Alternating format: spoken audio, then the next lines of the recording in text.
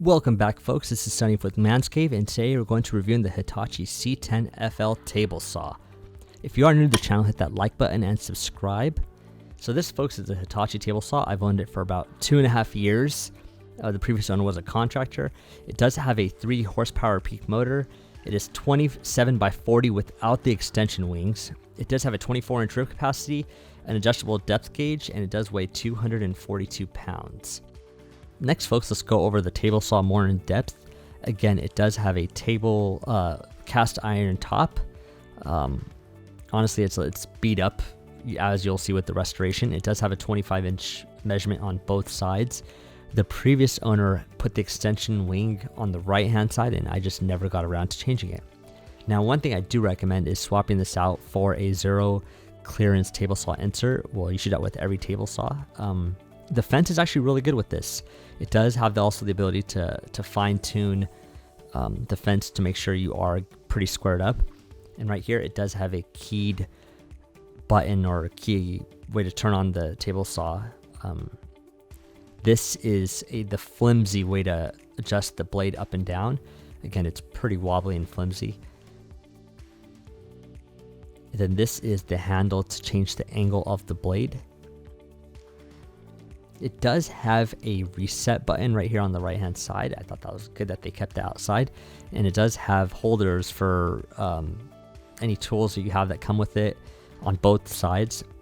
As you can see, the dust collection is pretty terrible with this table saw.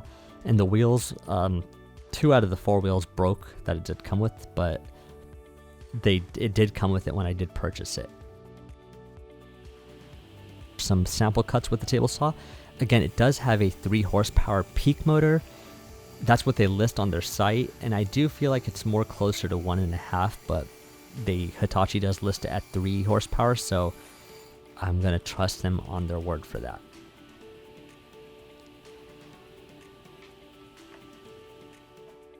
I'm going to show you guys quickly the restoration progress.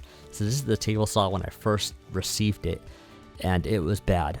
The contractor left this thing outside. It attracted so much rust. It was deteriorated.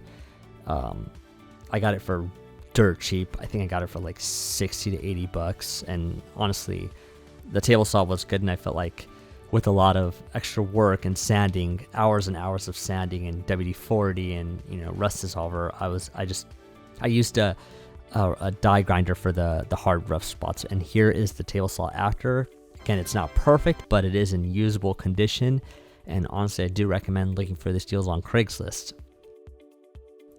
So here are my final thoughts about the table saw. Honestly, for the money I did get it for, it was a great deal. It was fun to work on. It's got plenty of power. The fence system is actually really good. I do like the fact that it does have a cast iron top. Some of the handles and wheels are a bit flimsy, and the legs aren't the greatest.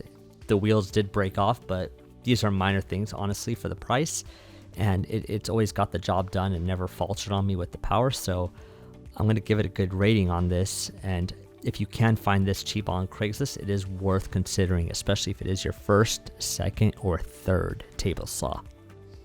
So you guys know the drill. Thank you for watching this video and supporting this channel.